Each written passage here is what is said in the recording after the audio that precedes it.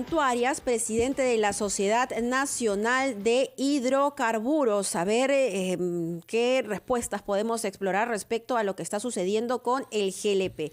Desabastecimiento en algunos grifos, pero también subida de precio. Señor Cantuarias, muy buenos días.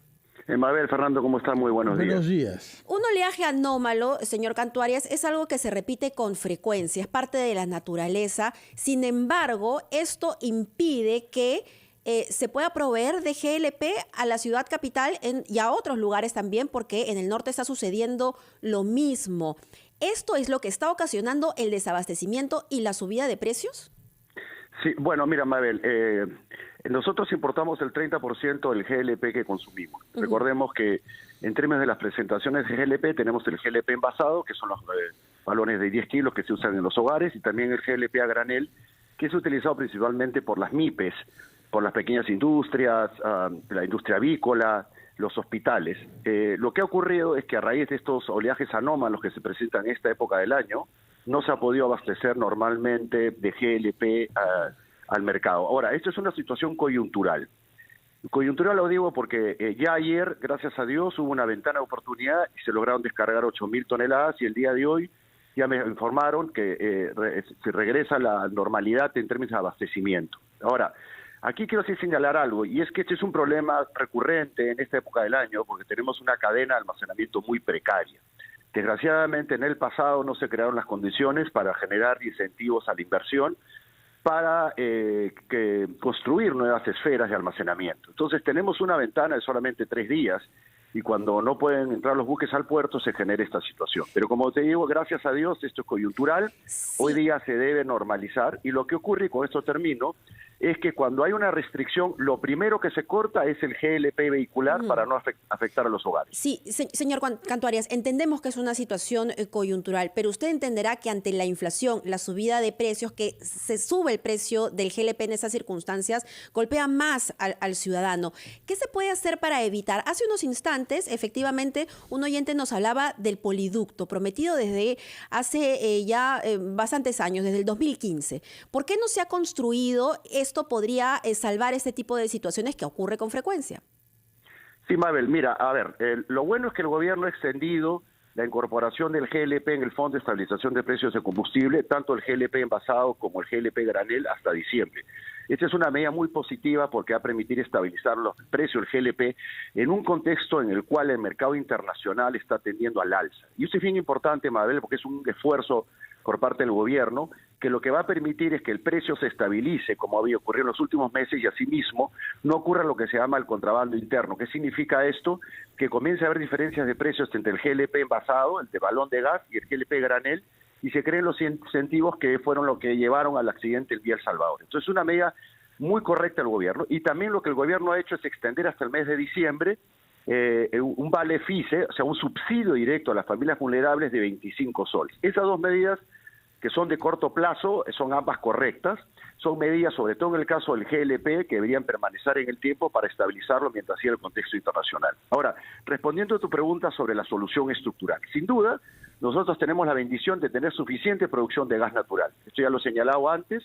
Nosotros tenemos que reinyectar 20% de la producción diaria de gas natural porque no tenemos dónde colocar ese gas natural. ¿Qué es lo que está faltando? Está faltando, obviamente, una política de masificación de gas natural que sea impulsada por el gobierno, que permita, sobre la base del impulso del gobierno, que la inversión privada realice la inversión en infraestructura de ductos que permita llevar el gas natural a las diferentes regiones. De hecho, una primera medida urgente, o dos medidas urgentes, es por un lado avanzar en la masificación en las regiones que están al costado de los ductos. Ucayali, Ayacucho, son muy buenos ejemplos de dos regiones que con una inversión pequeña y existiendo demanda se puede llevar el gas natural muy rápidamente. Pero ¿qué pasa con el sur? El sur, que con justa razón exige la llegada del gas natural, tiene un problema y es el famoso gasoducto del sur que está parado por las razones que todos conocemos. Es indispensable que se apruebe la ley en el Congreso que permita resolver este tema, porque se han hecho ya casi no sé cuántos cientos de kilómetros de ducto, hay ductos, están los ductos ahí que nos cuesta casi 40 millones de dólares al año tener que cuidarlos, y necesita el sur que se decida ese tema. Si se destraba el famoso poliducto del sur, Mabel, lo que va a ocurrir es que va a llegar el gas natural a las regiones del sur y es una energía limpia, mucho más eficiente y más barata. Y lo que ocurre es que hasta ahora todas las regiones, salvo Lima y Callao, no reciben un gas natural barato. Ahora, mientras eso ocurre, que toma tiempo, el GLP es la energía de los hogares. 8 millones de hogares usan GLP. Entonces necesitamos continuar con medidas de política pública que permitan que el GLP no suba el precio al consumidor final, porque sin duda golpea al bolsillo de los peruanos y, como digo, las medidas del gobierno van en el sentido correcto y si bien algunas de ellas podrían tener un impacto fiscal, es muy pequeño. Y termino con esto. El impacto del vale FISA 25 soles son 18 millones de soles. Y en el caso de mantener el GLP-E y el G en el fondo, en los últimos meses no ha generado gasto fiscal porque más bien los productores han estado aportando porque el precio está por debajo de la banda.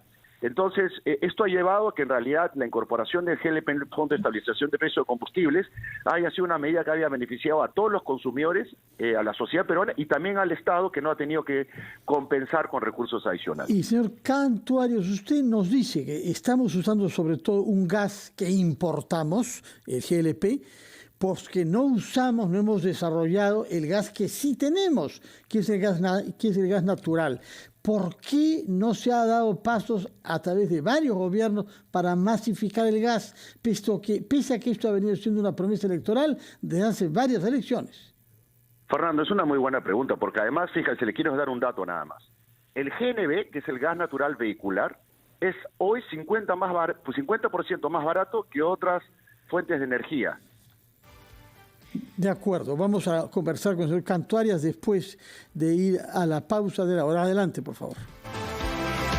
Retomamos por eso ahora, sobre la base de estas informaciones que vienen de Chiclayo, nuestra conversación con el presidente de la Sociedad Nacional de Hidrocarburos, Felipe Cantuarias, quien había insistido en que hay que ver soluciones de largo plazo y nos dijo al principio que la solución era masificar el acceso al gas natural que producimos en tanta cantidad que tenemos, nos dijo, que reinyectar una parte de lo que se extrae porque no tiene mercados o no se sabe usar.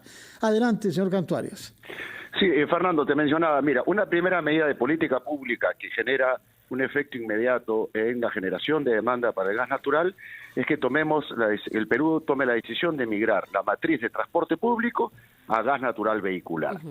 Esta decisión lo que hace inmediatamente es generar la demanda y generar el incentivo para que toda la infraestructura de servicios que se requiere para soportar esa decisión tenga una claridad. Esto significa que los grifos comiencen a hacer las inversiones para la infraestructura en gas natural vehicular. Mencionaba que el GNV hoy es 50% más barato que otras fuentes alternativas de energía para el transporte público y es una energía limpia que reduce las emisiones de CO2. Entonces, en términos de política pública, primero, matriz de transporte público a gas natural vehicular, con eso reducimos emisiones de CO2, generamos eficiencia y le ayudamos a reducir el costo a todos los bolsillos de los peruanos.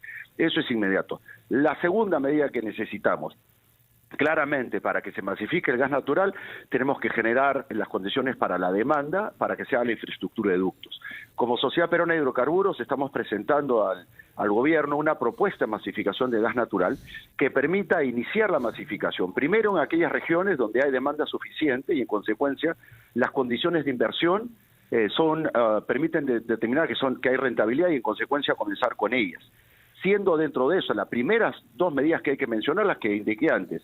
Primero, destrabar la construcción del gasoducto al sur, hoy ya se llama el SICGAS, que es una medida que es absolutamente necesaria para que el gas llegue al sur. Como mencionó Mabel, tenemos que hablar de un poliducto, no solamente de un ducto. La idea es que ese gasoducto al sur tenga ramificaciones que permitan llegar el gas a otras regiones del sur y de esa manera tengan acceso barato. Sí. Y segundo, acelerar el proceso en las tres regiones que mencioné que ya tienen condiciones para hacer la masificación muy rápida porque están al costo del ducto. Ucayali tiene producción de gas y tiene ducto. Junín tiene igual una cercanía al ducto, igual pasa con otras regiones que tienen, y Ayacucho es la tercera, que tienen cercanía, ¿no? Entonces, esas medidas son urgentes para lograr cambiar la matriz energética de inmediato. Muy bien, señor Cantuarias, muchísimas gracias. Y eso que fue el tema con el que se inauguró el gobierno del presidente Castillo. Recordemos cómo su primer ministro Guido Bellido hablaba de una renegociación de contratos de camisea y de la masificación del gas, que ha sido la promesa de diferentes gobiernos durante las últimas décadas, y de eso nada. Ojalá que prospere pronto por el bien de todos los ciudadanos. Muchísimas gracias. Era Felipe Cantuarias, presidente de la Sociedad Nacional de Hidrocarburos.